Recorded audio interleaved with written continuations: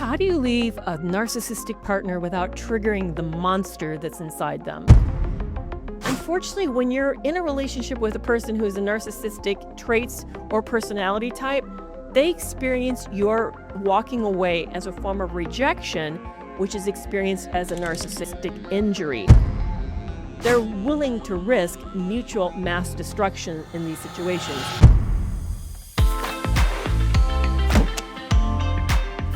How do you leave a narcissistic partner without triggering the monster that's inside them? A listener wrote in to share that she discovered her husband had a secret sexual addiction 7 years ago and that they spent years in therapy trying to repair the relationship. But recently she's discovered he's hiding a tablet in the attic and has relapsed again. And now she's living with her mother. And now she's asking the painful question of, how do I leave him without having him turn into a terrible monster? This is common when you've been in a relationship in which there is a trauma bonding, because these types of relationships become part of your identity. They actually cement you in the relationship. And so leaving then means you are going to experience emotional withdrawal, financial fears. There's also identity collapse, and there's a tremendous amount of grief, even when the relationship has been extraordinarily harmful, because long marriages create deep psychological and practical entanglements that make leaving incredibly difficult. And on top of it, she has experienced years of therapy. And what that does to people who've been in this type of circle is it creates periodic hope. So what happens often, and I know this because I went through this personally, is you make a discovery. You confront your partner about it because you don't want to have secrets from them, because you don't want to be like them and have secrets. They express remorse, and then there's an attempt of some type of repair. There is a brief period of seemingly improvement that makes you think that things are getting better, and that this time this person's serious about making the relationship work, and then you discover another relapse. And every repair effort makes you reinvest yourself in the relationship emotionally. You become more invested in making it work. It's almost like a sunk cost fallacy. I'm not saying that it's actually that, but there is this reinvestment increases your investment in the relationship. So it makes sense that this person wants to be able to leave peacefully because they want to do it without conflict. They know this person can be dangerous. They've felt at risk, so they're trying to avoid retaliation. They would like to walk away and preserve their dignity. And of course, they want to also protect the children. But unfortunately, when you're in a relationship with a person who is a narcissistic traits or personality type, they experience your walking away as a form of rejection, which is experienced as a narcissistic injury. And narcissistic injuries to these individuals is a form of humiliation, which often then accentuates their rage and their effort to retaliate in some nasty way. They're willing to risk mutual mass destruction in these situations. So we have to get to the place when we think about leaving that we let go of trying to manage their reaction to our efforts to get to safety. There's another painful layer to this story, and that is that this individual has adult children. And adult children have their own experience of that relationship. They have witnessed the dysfunction for years. They may have felt frustrated with you as the supposedly healthier parent who stayed and didn't protect yourself better. They may have felt like that's a form of abandonment of them. And they may even interpret your endurance as a form of weakness.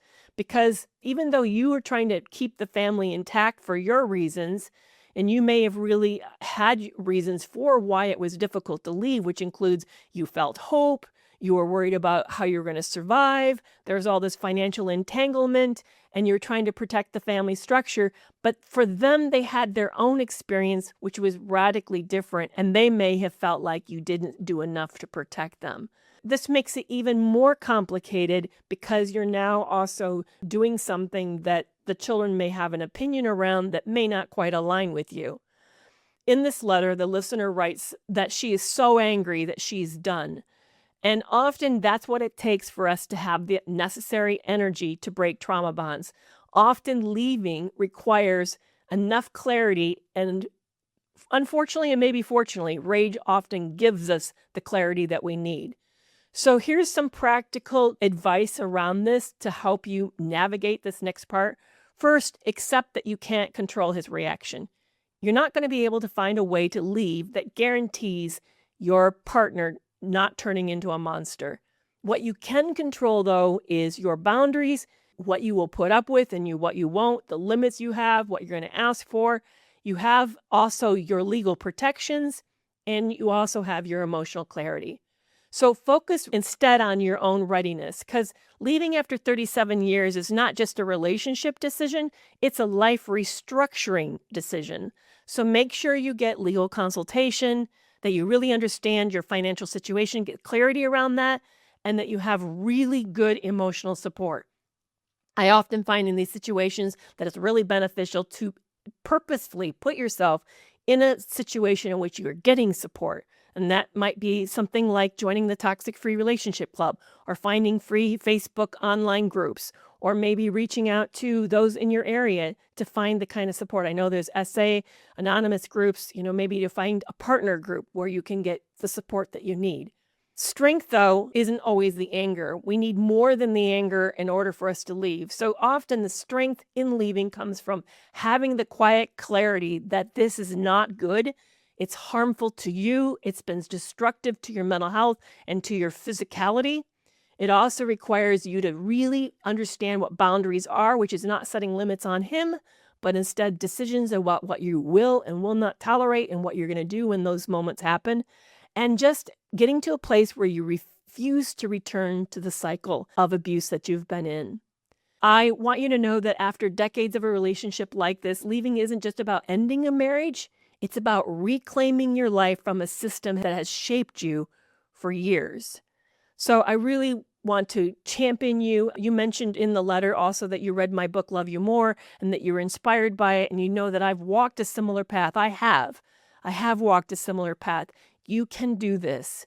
I felt like it was one of the most difficult things I've ever done in my life, but I'll tell you, I don't regret it. Not one single day do I regret the decision I made to get out and to rebuild my life. In fact, I just got done interviewing somebody else who did this same thing in her 60s and started completely over with even a new career, and I did something similar. So if you find yourself in a hopeless position thinking, it's too far gone, I can't do it. No, you can. There are women like myself at all ages who've been able to do this, and you can do this too. I want to thank so much the listener for reaching out to me with her story. Thank you also for sharing that she really enjoyed Love You More and that it was helpful. And I just appreciate the bravery she had to allow me to share this on air. And if you'd like me to take your question on air, please email it to me at clients, CLIENTS, at kerrymcavoyphd.com, or feel free to use the link in the show notes as well. That's a form that you can use to fill out that also gets your question to me. I would love to be able to answer your biggest issue on air. And thank you once again for the deep trust that I always feel when you guys send me these questions. It really means a lot. It's 2 a.m. again, and you're replaying that whole conversation over, and you're wondering yourself, was it really that bad? Or maybe I'm just being dramatic. So you start to draft that I'm sorry text again because the guilt that you're feeling or the confusion you're experiencing is just unbearable. And you know this loop because you've been there before, but I want you to know that you're not alone. I'm Dr. Kerry McAvoy. I'm a retired psychologist, and for 25 years, I've been helping people untangle exactly what toxic relationships do to your mind, how they create the confusion, the self-doubt, and that trauma bond that keeps pulling you back in. Here's the truth. Recovery isn't about getting more information. It's about having the right support in the exact moment you need it. That's why I've created Reclaim You. It's a private, always available coaching app built from my work and my content, organized into an extensive library that you can actually use when you're triggered. Inside it, you'll get 5-minute lessons when your brain can't handle a deep dive, check-ins that meet you exactly where you are, whether you're feeling strong, shattered, or numb. Boundary scripts that help you say no without over-explaining. Grounding tools that work fast when you're activated. And progress tracking so you can see proof you're healing, even on days when it feels like you're not. There's no appointments, no waiting, no judgment, just practical support right when you need it. Reclaim You, real help in real time, right in your pocket. And it's a coaching support, not therapy or emergency care. Learn more at studio.com/Dr. Kerry.